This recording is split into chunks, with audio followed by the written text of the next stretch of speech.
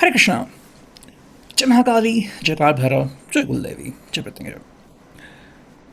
आधी रात आपको याद करके क्या सोचा जा रहा है? ठीक है। अब इस वक्त की उनकी दिल की बातें तो हम कर रहे हैं रीडिंग। हमारे सामने है ये प्यारा सा tarot.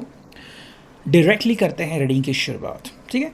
General collective Hindi tarot reading है, तो आपके परिस्थिति के अनुसार कुछ या बहुत सारी बातें आपके साथ मैच यानी कि रेजोनेट हो सकती हैं।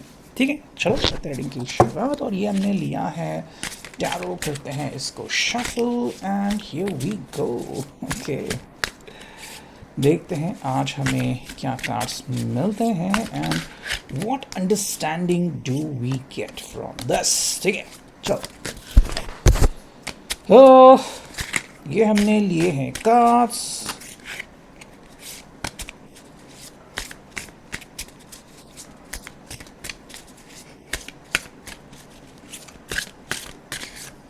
ओके, लगा तो हम और भी कार्ड्स ले लेंगे। ठीक है, शुरुआत हो चुकी है सबसे पहले हारमनी से। ठीक है, हम वन बाय वन कार्ड देखते हैं। सो उसके बाद वाला कार्ड क्या है मुझे नहीं पता। सो मीनिंग जो है वो उसके अनुसार बदलती रहती है। ठीक है, अगर हम बात करते हैं हारमनी की, तो देखो ये पर्सन जो है, जैसे कि आप यहाँ पे देख सकते हो कि एक तरफ से इनका जो थर्ड आई चक्रा है उसे शांति मिल रही है। ओके, या फिर जो उनकी चिंताएं हैं, एंग्जाइटी है, डर है, वो मान लो गायब सा हो रहा है। ओके, देखो इस पर्सन के लिए, और वैसे हमारे यहाँ पे नंबर 10 मिल रहा है, मतलब कंप्लीशन। ठीक है, कि भाई अब सब कुछ कंप्लीट हो रहा है।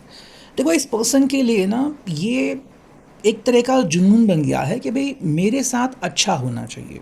ठीक है, और जिसका मैं हकदार हूँ मुझे वो मिलना चाहिए। शायद ये दो तक है कि अब ये पर्सन सुकून की नींद सो रहा है, या फिर उसे बहुत अच्छा लग रहा है। आप दोनों के बीच जो भी कलेश वगैरह था वो अब मिट जा रहा है या फिर मिट गया है। ठीक, एक तरह से ये कम्युनिकेशन और कमिटमेंट भी दर्शाता है। ठीक है, कि जैसे कि मान लो आप दोनों मिल रहे हैं, हग्स एंड किसेस कर कर रहे हैं, तो एक तरह से ये पर्सन जो है वो, मतलब ये उनकी भावनाएं हो सकती हैं, ये उनकी कल्पनाएं हो सकती हैं, या फिर अब वो कह सकते हैं कि चलो अब तो मुझे कम से कम तसल्ली हुई कि हमारे ज़िंदगी में अब अच्छा होने जा रहा है। ठीक है, मान लो अगर ये किसी भूतकाल से किसी चीज़ से प्रताड़ित थे, तो वो जो प्रताड़ना थी उनकी वो काफ़ी हद तक कम या ख़त्म हो चुकी है। ठीक है, तो एक तरफ से ये पर्सन जो है वो अब कह रहा है कि हाँ चलो मैं उस नेगेटिव चक्रव्यूह से बाहर निकल पा रहा हूँ। ठीक है, तो ये उनके लिए एक बहुत बड़ी बात है। और मे बी जिसका आपको इंतज़ार था कि एटलीस्ट इस पर्सन ने सामने से बोलना चाहिए कि भाई ये पर्सन परेशान क्यों है, उसके पीछे की वजह क्या है, ये मुझसे कुछ बातें छुपाता है तो क्यों छुपाता है। तो आई थिंक या तो ये पर्सन आपको जवाब दे देगा। ठीक है, या तो आपके सामने अब अपना ऐसा चेहरा लेके आया कि इसको मतलब उन चीज़ों से फ़र्क नहीं पड़ता, और मान लो आप एक नए पर्सन से मिल रहे हो, ऐसा अनुभव ये आपको दिला सकते हैं। ठीक है, तो हमें यहाँ पे मिला है the dream, second card. May be ये पर्सन जो है वो एक ऐसी ज़िंदगी जीना चाहता है जिसमें ये अपने सपनों को सच कर रहा है। ठीक है, देखो सपनों की दुनिया बहुत ही सुहानी होती है, रूहानी भी होती है, और उसमें मतलब बहुत सारी चीज़ें होती है। हम जैसे चाहे वैसे कैरेक्टर्स डाल सकते हैं उसमें, कलर्स डाल सकते हैं, है ना। तो एक तरफ से हम कह सकते हैं कि ये पर्सन की जो ख्वाहिश है कि मेरे ज़िंदगी में क्या हो, मुझे क्या मिले, मेरा पर्सन मुझसे कैसे बात करे, ठीक है, वो सारी चीज़ें यहाँ पे आ रही है। या तो ये पर्सन जो है वो अपनी महत्वाकांक्षा आपके साथ शेयर करना चाहता है, या फिर हम कह सकते हैं कि जो उनकी दूसरी महत्वाकांक्षा थी, जैसे कि प्रैक्टिकलिटी है, प्रैक्टिकल चीज़ें, जॉब हो गया, बिजनेस हो गया, वो काफ़ी हद तक बढ़िया चल रहा है। ठीक है, तो वो एक चीज़ हम यहाँ पे देख सकते हैं। दूसरी बात कि ये पर्सन को लगाव है आपसे। ठीक है, और मे बी ये वही चाहता है कि चाहे जो हो जाए आप दोनों का साथ कंटिन्यू रहे। ठीक है, अब क्योंकि मैंने पहला कार्ड देखा जो कि हारमनी था, उसके पहले में भी इस पर्सन को डर था कि मे बी हालात की वजह से आप इनको छोड़ दोगे या फिर आप इनका साथ देना बंद कर दोगे। लेकिन अब क्योंकि पॉजिटिविटी जागरूक हो रही है, तो अब इस पर्सन को काफ़ी अच्छा लग रहा है कि भाई अब तो कम से कम मेरा सपना पूरा होगा, मुझे वो सारी खुशियाँ मिलेंगी जो मुझे चाहिए। ठीक है, देखो थर्ड कार्ड मिल गया है कंप्लीशन। ये कार्ड बहुत से रीडिंग में आता है, तो देखो एक हम कह सकते हैं यहाँ पे कि ये पर्सन के लिए ये चीज़ बहुत इंपॉर्टेंट है। ठीक है, और ये आपको बताना चाहता है कि समय समय की बात होती है। ठीक है, मतलब आप जैसे कि परीक्षा का टाइमिंग हो गया, ठीक है? जब तक वो एग्ज़ैक्ट टाइमिंग शुरू नहीं होता, आप परीक्षा का लेखन नहीं कर सकते, है ना? आप जवाब नहीं लिख सकते। तो बिल्कुल उसी प्रकार से जब तक वो समय नहीं आता, तब तक आपके ज़िंदगी में वो पीसेस एक जगह पे नहीं आ सकते, है ना? हम कई बार खोजते रहते हैं, ढूँढते रहते हैं जवाब। तो इस व्यक्ति को लग रहा है कि अभी वो समय आ चुका है जहाँ पे आपको आपके सवालों के जवाब मिल जाएँगे। या तो सीधे तरीके से या तो डायरेक्टली कि भई अब वो सवाल ही नहीं रहा, है ना? तो मतलब प्रॉब्लम ही नहीं रही तो क्या करना? तो ये पर्सन एक तरह से कह रहा है कि भई ज़िंदगी में अब अच्छा होने वाला है या अच्छी चीज़ें होने जा रही है और इस बात से पर्सन को काफ़ी खुशी और रिलैक्समेंट महसूस हो रही है। ठीक है। देखो यहाँ पे है फाइटिंग। ये हम इनके मन का एक भाग देख सकते हैं। ठीक है, एक द्वार। इस व्यक्ति को मतलब अगर ये अभी ज़िंदगी में देख रहा है कि हाँ चलो सब कुछ मान लो अच्छा हो रहा है, लेकिन एक जो मन है वो फिर भी थोड़ा सा अस्वस्थ है ना? जैसे कि हम सब जानते हैं कि भी अच्छाई के बाद बुरी चीज़ें होती है, फिर अच्छी चीज़ें होती हैं, इसी को हम जीवन कहते हैं। या फिर मान लो आप थक गए, फिर आपने चाय पी, कोल्ड ड्रिंक पिया, फिर आपने कॉफ़ी पी, फिर आप एनर्जेटिक हो गए, बहुत सा काम किया, फिर आपकी एनर्जी लो हो गई, फिर आपने खाना खाया। तो बिल्कुल वही चीज़ ज़िंदगी में होती रहती है कि कुछ अच्छा हुआ, तो कुछ बुरा हुआ, ये चीज़ें चलती रहती हैं, ठीक है? ये पर्सन बेसिकली कहना चाह रहा है कि मैं किसी भी तरीके से हार नहीं मानूँगा, ठीक है? मतलब चाहे परिस्थिति मेरे फ़ेवर में हो या ना हो, मुझे फ़र्क नहीं पड़ता। मुझे बस एक चीज़ करनी है कि मुझे आगे बढ़ते रहना है और मेरा जो तरीका है, उसमें मुझे चेंजेस करने हैं, ठीक है? तो एक तरह से हम कह सकते हैं कि ये पर्सन अपने स्किल्स बढ़ा रहा है, ठीक है? अगर आपको इनसे प्रॉब्लम थी, शिकायत थी कि पर्सन जो है वो और ज़्यादा मैच्योर हो सकता है या फिर उसका बोलने का तरीका और ढंग से हो सकता है, ठीक है? या फिर शांति से बातें सुलझा सकता है, तो अब अलग-अलग तरीके ये पर्सन अपना सकता है ताकि आपको भी हैरानी होगी कि भई हाँ, यही वो पर्सन है क्या जिसको मैंने प्यार किया था, ठीक है? तो ये पर्सन आपको ऐसा ही एहसास दिलाना चाहता है। तो यहाँ पे एक बात आती है जो कि है मोरालिटी। तो कहीं न कहीं मुझे लग रहा है कि ये पर्सन आपको बताना चाहता है या फिर इसकी ऐसी सोच है कि भई हम ज़िंदगी में बहुत सी चीज़ें हासिल कर सकते हैं, ठीक है? लेकिन हमें एक लिमिट के साथ आगे बढ़ना है और हमें केंद्रित रहना है और हमें बाउंड्रीज़ में रहना है, ठीक है?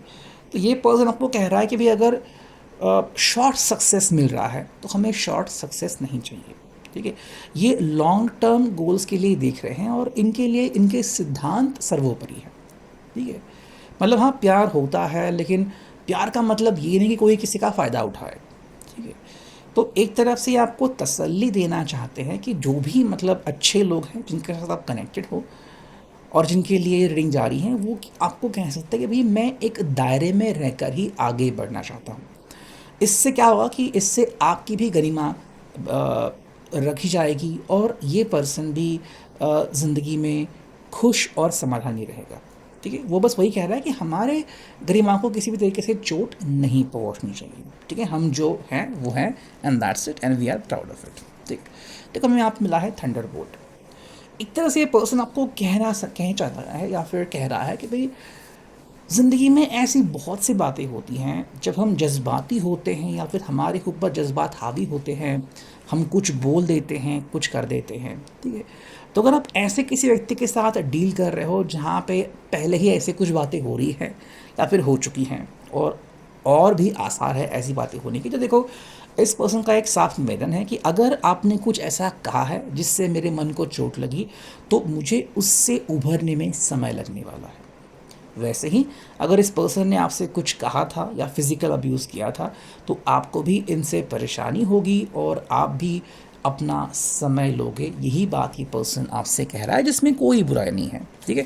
देखो यहाँ पे है एक्सपीरियंसिंग। ये आपको बताना चाहता है कि हम अलग-अलग प्रकार के एक्सपीरियंस लेते हैं। चाहे आप अपने बेस्ट फ्रेंड की बात करें या आप आपके कॉमन फ्रेंड्स की बात करें। उनकी ज़िंदगी और आपकी ज़िंदगी में कैसे लोग आते हैं, आपका प्यार कैसे आगे बढ़ता है, वो हर चीज़ अलग होगी, ठीक है?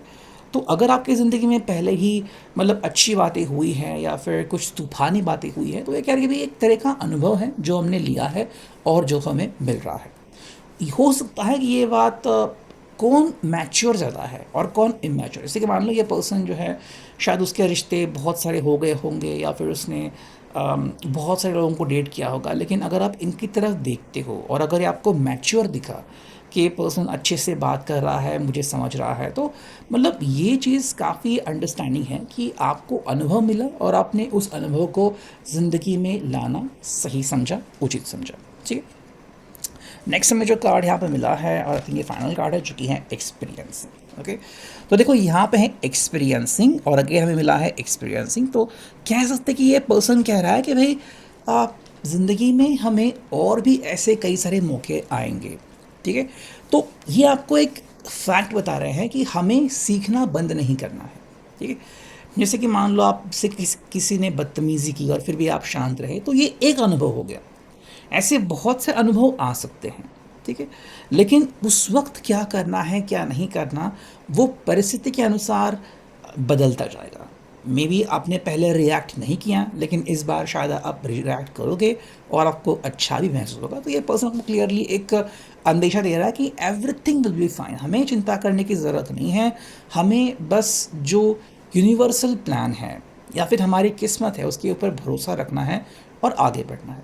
ठीक है, तो अगर आप दोनों में से किसी को भी अगर थोड़े से एंग्जाइटी की इश्यूज़ हैं, थोड़ा सा ज़िंदगी में डर है, तो आपको बस ये देखना है कि देखो हमारी हर चीज़, हर इच्छा पूरी हो ऐसा नहीं है। कई बार हम बस इच्छा करते हैं, उस दिन वो इच्छा पूरी नहीं होती और हम उस इच्छा को भूल जाते हैं, है ना। तो ये पर्सन करके ये एक तरह का अनुभव है कि ज़िंदगी में हमें कुछ खुशियाँ मिली, कुछ नहीं मिली, लेकिन इससे हम ज़िंदगी में आगे बढ़ते चले गए और यही बात यह आपके साथ शेयर करना चाहता है। ठीक है, तो ये है अभी का reading. I hope it will resonate. Thank you.